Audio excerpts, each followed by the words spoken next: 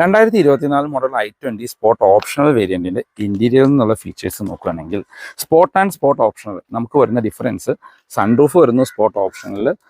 ഇതിനകത്ത് wireless charging ഉൾപ്പെടുത്തിയിരിക്കുന്നു.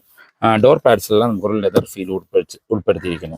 Sunroof നമുക്കൊരു സിംഗിൾ ഡിൻ സൺറൂഫാണ് വരുന്നത്. ഇനി മറ്റ് ഫീച്ചേഴ്സ് നോക്കുകയാണെങ്കിൽ നമുക്ക് സ്റ്റിയറിംഗ് മൗണ്ടഡ് കൺട്രോൾസ് വരുന്നുണ്ട്. അതിനകത്ത് ക്രൂസ് കൺട്രോൾ വരുന്നു. ഫുള്ളി ഡിജിറ്റൽ ആയിട്ട് ഇൻസ്ട്രുമെന്റ് ക്ലസ്റ്റർ യൂണിറ്റ് വരുന്നു. 8 ഇഞ്ചിൻ്റെ ഒരു മ്യൂസിക് സിസ്റ്റം വരുന്നുണ്ട്. ഓട്ടോമാറ്റിക് ക്ലൈമറ്റ് കൺട്രോൾ വരുന്നുണ്ട്. സെൻറ്റർ ആംബ്രസ്റ്റ് വരുന്നുണ്ട്. അങ്ങനെ ഒരുവിധം വേണ്ട എല്ലാ ഫീച്ചേഴ്സും ഈ വാഹനത്തിൽ ഉൾപ്പെടുത്തിയിട്ടുണ്ട്. ഇപ്പോൾ റീസെൻ്റ്ലി ഓൺലൈനിൽ വന്നൊരു കമൻറ്റാണ്, നമ്മളിന് മാരുതി പുതിയ സ്വിഫ്റ്റ് ഇൻട്രൊഡ്യൂസ് ചെയ്തപ്പോൾ കൂടുതൽ ബുക്കിംഗ് വരുന്നത് ഹ്യുണ്ടായിക്കാണെന്ന്.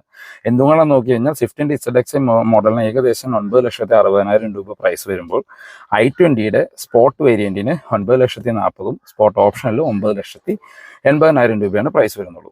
ഇതിൻ്റെ ഡീറ്റെയിൽഡ് വീഡിയോ നമ്മളുടെ ചാനലിൽ അപ്ലോഡ് ചെയ്തിട്ടുണ്ട്.